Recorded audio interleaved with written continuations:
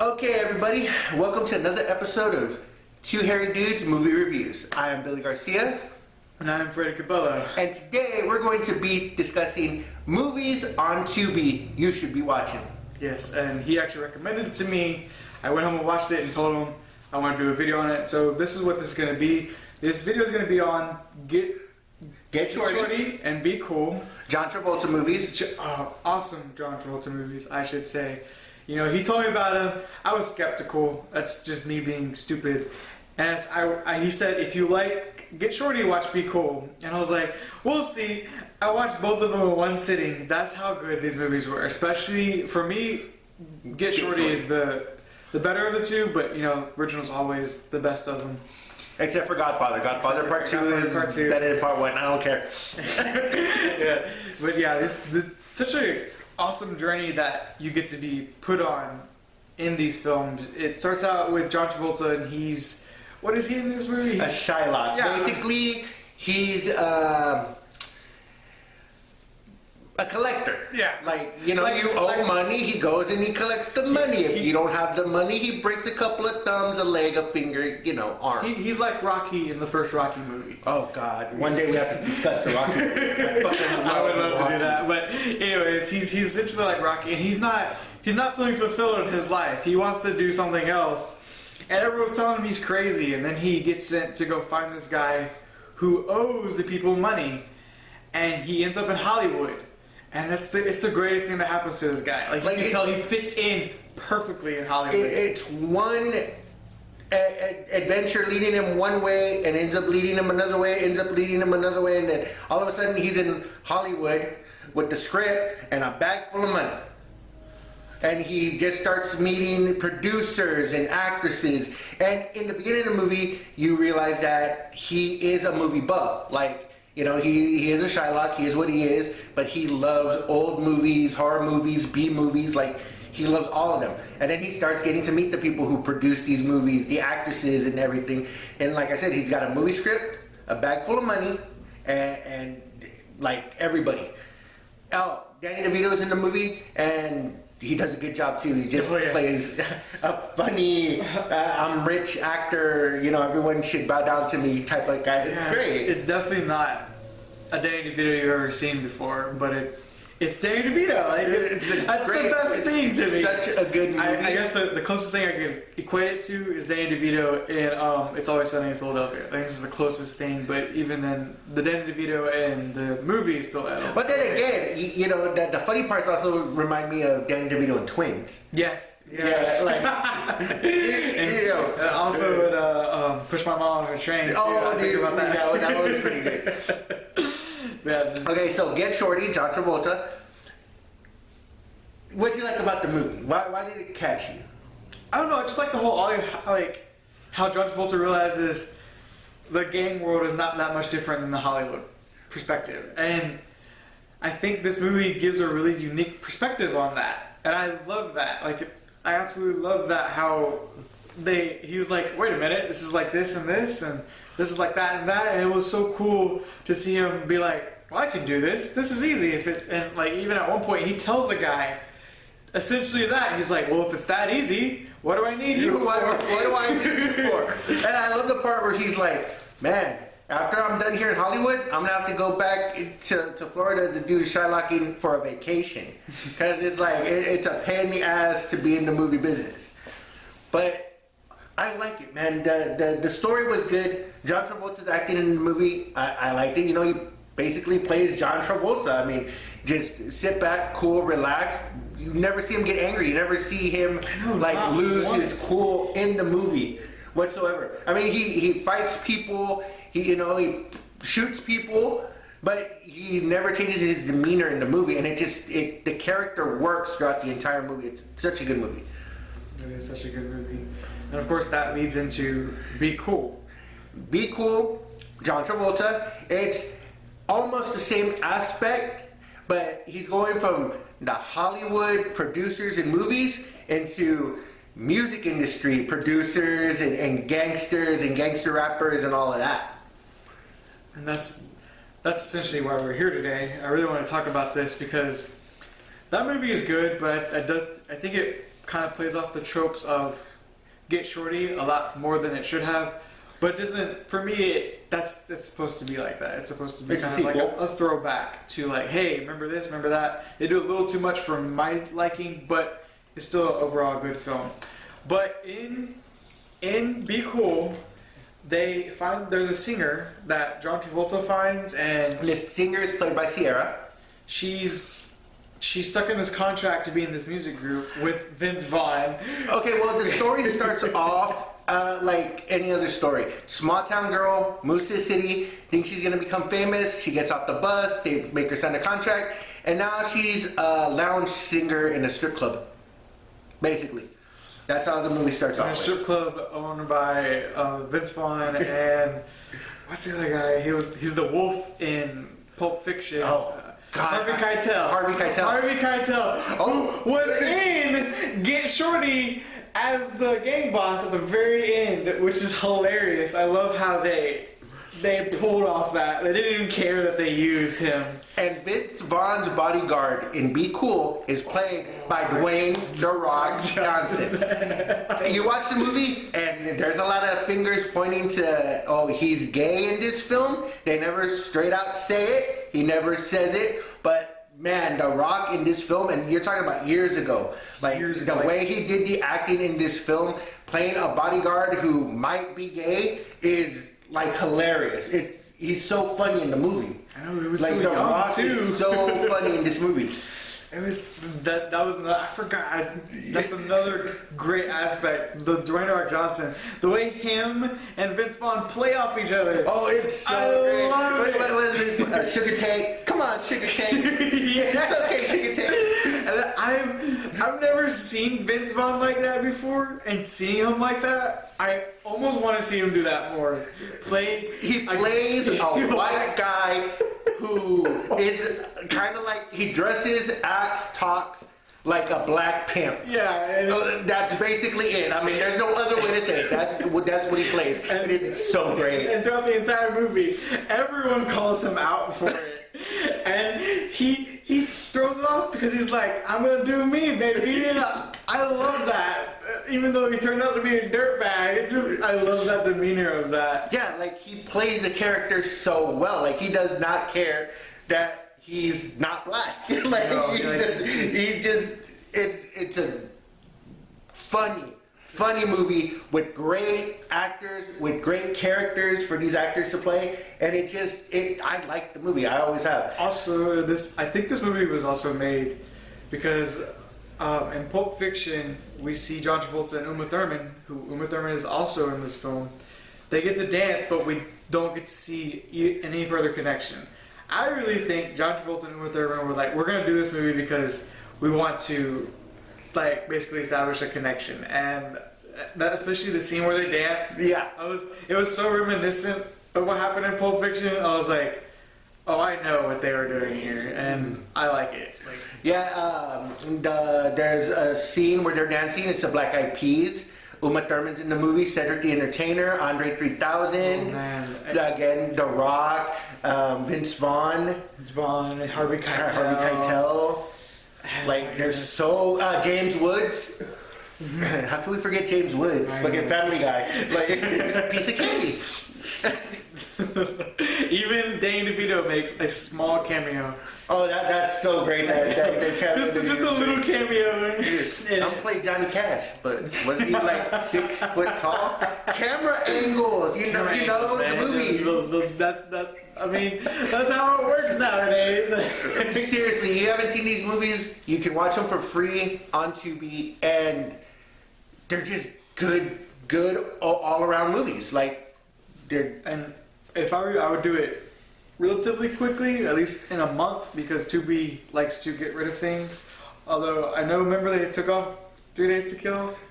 I found it on Tubi, so I know you wanted to watch that. So you should. Yeah, and November Man. November Man, that's right. Yep, those movies. But we're here because Get Shorty, Be Cool. and I brought this up to Billy. I was like, I wanted to have a little discussion about this because in the film, there's the girl who's a singer played by Sierra, right? Mm-hmm.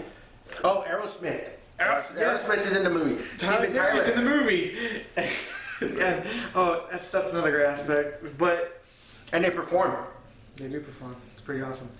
And they use we keep finding things we want to talk about. Yeah, because it's a good movie. It's a good overall feel-good There's movie. a lot to talk about with these movies, but I wanted to focus on one thing, which happens in Be Cool. Is to me, I think they use the girl to make Uma Thurman's music company money to just pay back to other people. And in the movie, they kind of act like, oh yeah, we care about her and all this, but I almost feel like they're scamming her in a way. That's how I personally. So I sat down after I watched these movies and I just thought about that. That was one thing that stuck out to me. Like, do you think John Travolta and Uma Thurman's characters genuinely had care for the female singer, or was it just they wanted to get the money and things settled at the end of the film? Well, personally, I think that John Travolta really cared about the character. Okay? The things that make me feel that, one, he didn't care about paying back the other guys. Like, when it came down to it, when they showed up, when they pulled guns, he was like, just go away, we'll fix it later.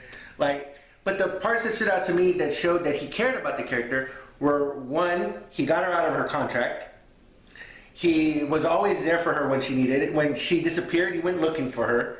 Like, he wasn't just, okay, do this for us or whatever. Like, he was there for her, get her out of the contract, save her from Vince Vaughn, make sure that she had money, make sure, you know, she had a place to play and everything she needed.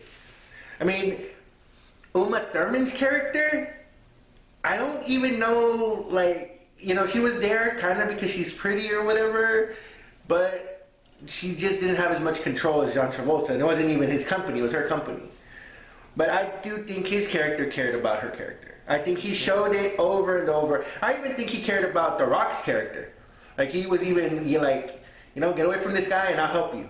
Like, you know, he was trying to help people do what they wanted.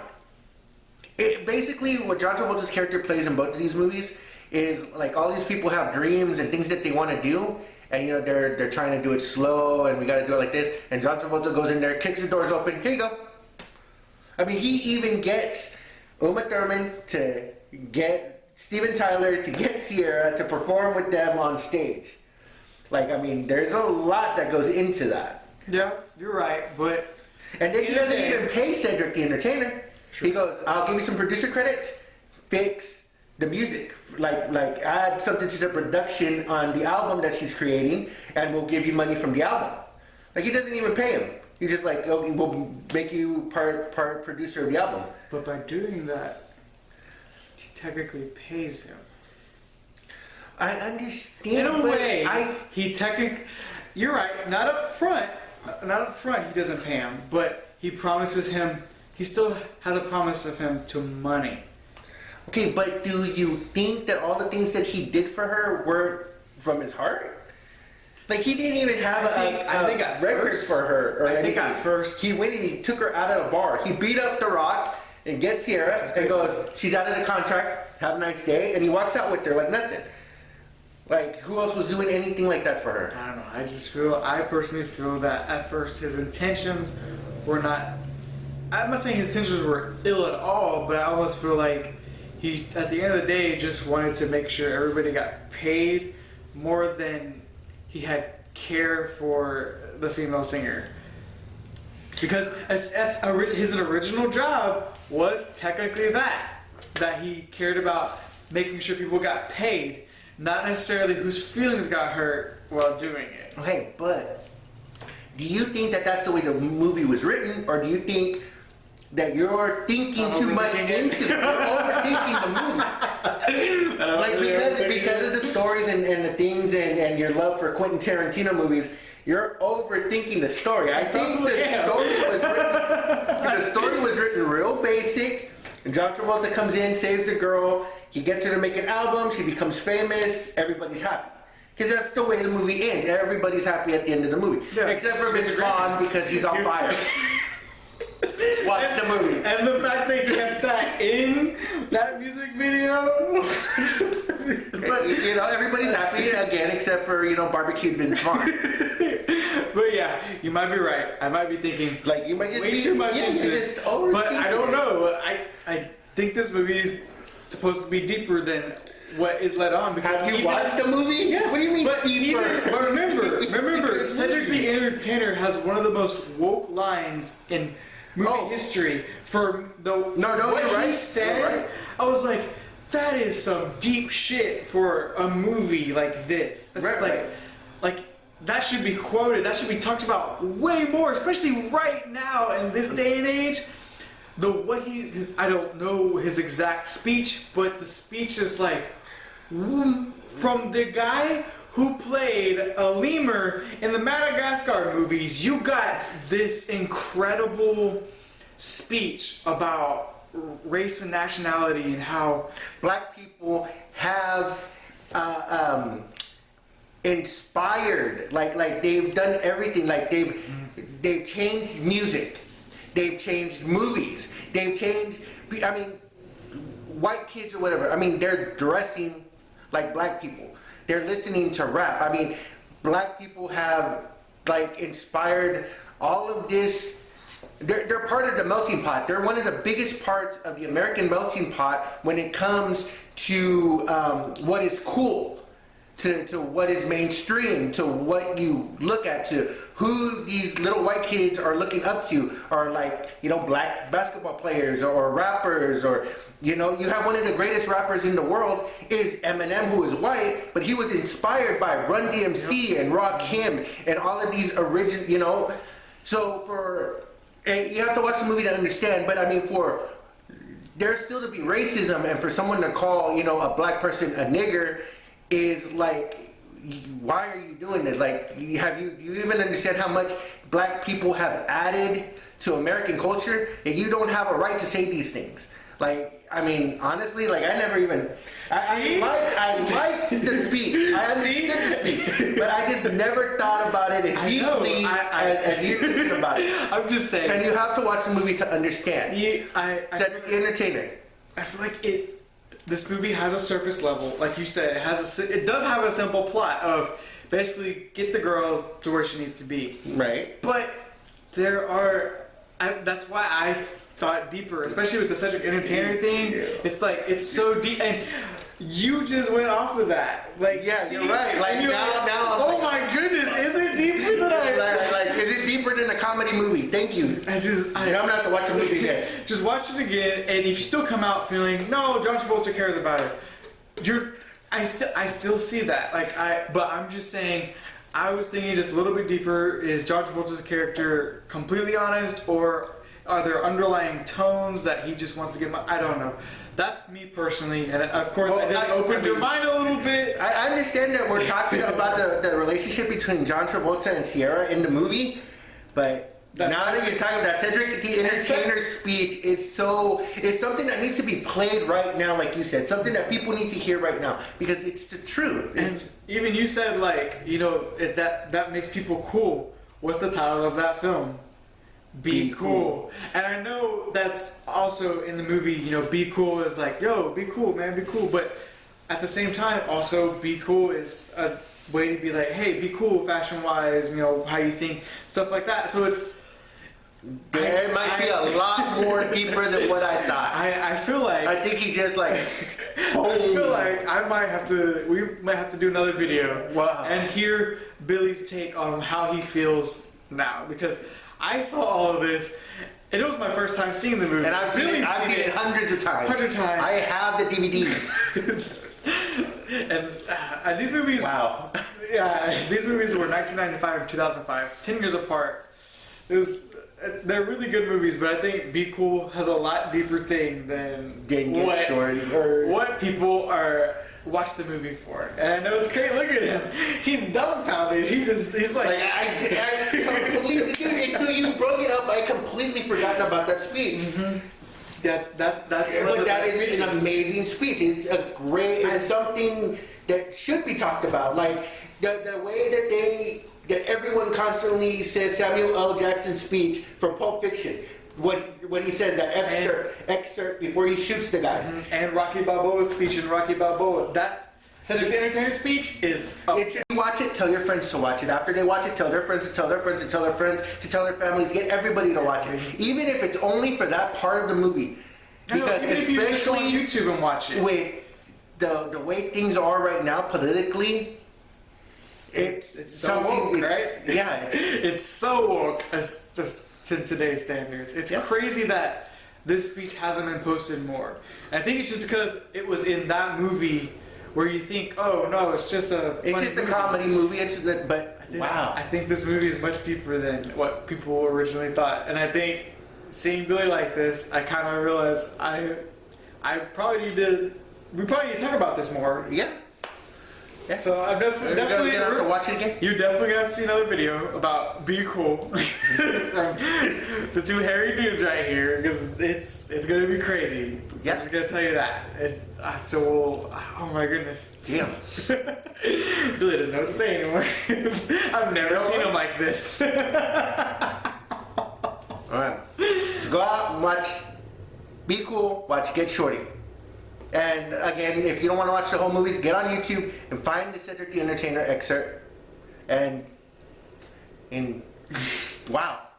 Okay, so for two hairy dudes, I'm Billy Garcia. I'm Freddie Cabello. And thanks for watching. Thanks for watching.